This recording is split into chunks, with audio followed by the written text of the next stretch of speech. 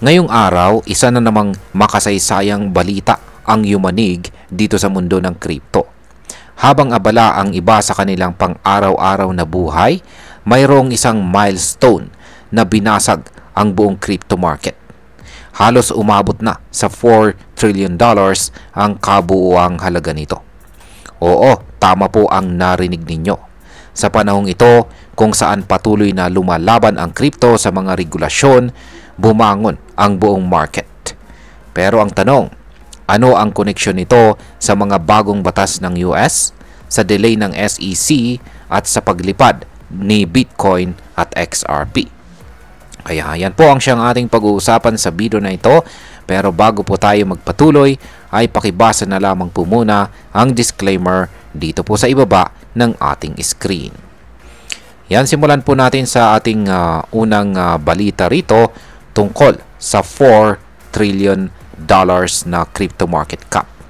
Yan. Crypto market cap closes on $4 trillion. Bakit malapit nang tumama sa $4 trillion ang crypto market cap?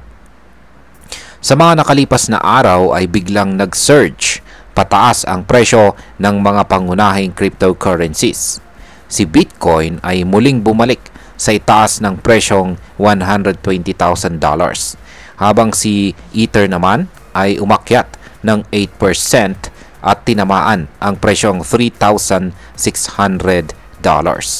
Pero ang talagang bumida ay si XRP, kung saan ay tumaas po ng halos 20% sa presyo na $3.64, ang kanyang pinakamataas ngayong taong 2025. Dahil dito, lumobo po ang kabuuang halaga ng buong crypto market. Ayon po sa mga datos mula sa CoinMarketCap, TradingView at CoinGecko, umaabot na ito sa pagitan ng $3.8 trillion hanggang lampas $4 trillion. Kahit pa magkaiba-iba ang estimate, malinaw ang isa. Wala pa sa kasaysayan ng crypto ang umabot sa ganitong halaga. Ngayon ay paano po naapektuhan ng balitang ito ang mga top cryptocurrencies? Kung titignan natin ang galaw ng market, hindi lang ito simpleng pagtaas. Ito ay indikasyon na maraming malalaking investor, mga tinatawag po na institutional players, ang muling bumibili o naglalagay ng pondo sa crypto. Si Bitcoin po ang nagsisilbing leader ng rally. Sinundan naman ni Ethereum at ngayon ay tila binubuksan na rin ang pinto para kay XRP na muling sumikat. Pero hindi lang dahil sa hype kaya tumaas ang kanilang presyo. May malalim po na dahilan at yan ay ang mga bagong balita mula po sa gobyerno ng Amerika. Mga bagong panukalang batas na tila pabor sa crypto industry. Ayan, US House passes 3 key crypto bills ahead of August recess. Yan, ano nga ba ang ibig sabihin ng mga bagong batas na ipinasa ng US House? Ngayong linggo, 3 malalaking panukalang batas ang naipasa ng US House of Representatives. Una, ang Digital Asset Market Clarity Act na naglalayong bigyang linaw kung paano dapat itrato ang mga digital assets tulad ng crypto. Pangalawa ay ang Genius Act na tutok sa stable coins at kung paano ito dapat pamahalaan. At pangatlo ay ang Anti-CBDC Surveillance State Act na nagsusulong na hindi dapat ipilit ng US ang isang central bank digital currency or CBDC.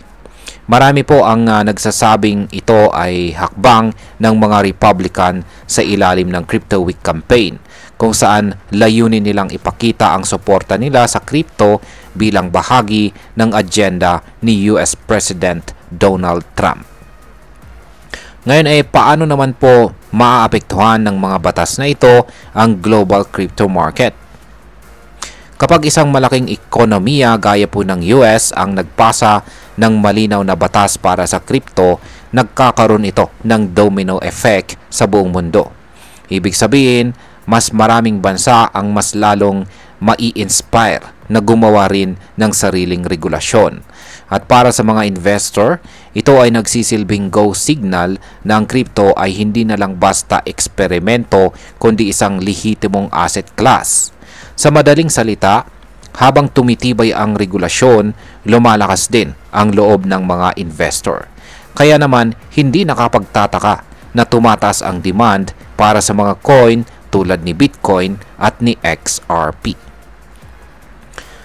Ayan, dito naman tayo, SEC delays in-kind redemption decision for Bitwise Crypto ETF.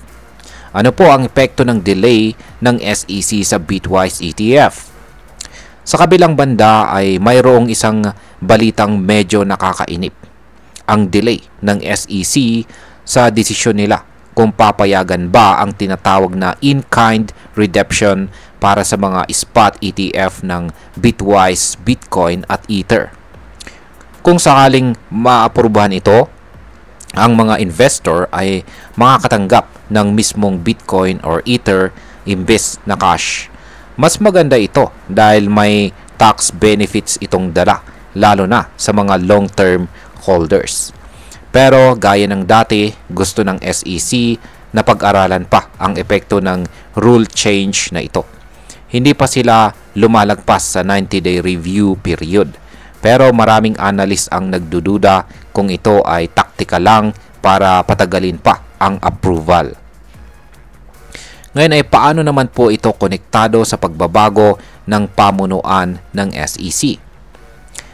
Isa pong malaking factor dito ay ang bagong pamumuno ng SEC sa ilalim ni Chairman Paul Atkins. Siya ay kilalang mas bukas sa innovation at transparency. Kaya umaasa po ang marami na magiging mas mabilis at favorable na ang mga desisyon ng SEC sa mga darating na buwan. Marami ring investor ang umaasang hindi na mauulit ang mga delay at pag-abuso sa statutory deadlines tulad ng reklamo ni Grayscale kamakailan. Kapag naging consistent po ang SEC sa kanilang pag-aproba, mas lalakas po ang kumpiyansa ng retail at institutional investors. Ayan. Para po sa atin bilang mga Pinoy crypto enthusiast, ay meron po tayong tatlong posibleng epekto nito para sa atin. Una ay ang pag-angat po ng global market ay isang magandang balita.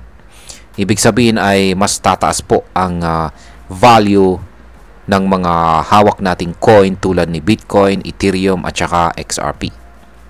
Pangalawa, ang mga regulasyong ginagawa sa US ay posibleng magsilbing template para sa mga bansa dito sa Southeast Asia, kabilang na po ang Pilipinas dyan. Kung makakita tayo ng malinaw na regulasyon dito, mas maraming Pinoy ang magkakaroon ng access sa ligtas at maayos na crypto trading. Pangatlo, habang hindi pa inaaprubahan ng SEC ang in-kind redemption, may oras pa tayong paghandaan ang mga posibilidad. Kapag naaprubahan ito, pwede pong mag-surge ang presyo, pwede pong magpatuloy sa pag-surge ang presyo ni Bitcoin at Ethereum, kaya maganda pong pag-aralan kung kailan magandang pumasok o mag-exit sa market. At bilang panghuli, ang masasabi ko naman tungkol dito ay isa itong panibagong yugto para sa industriya ng crypto. Sa wakas, hindi na puro hype kundi may kasamang legislative support at regulatory clarity. Ang paglapit po ng crypto market cap sa $4 trillion ay hindi po simpleng numero. Ito ay indikasyon ng maturity ng industriya. Pero bilang isang Pinoy, kailangan pa rin nating maging maingat. Oo, maraming oportunidad, pero hindi pa rin nawawala ang risk. Kaya mahalaga pong patuloy tayong magbasa, mag-research at sumubaybay sa mga bagong impormasyon gaya nito.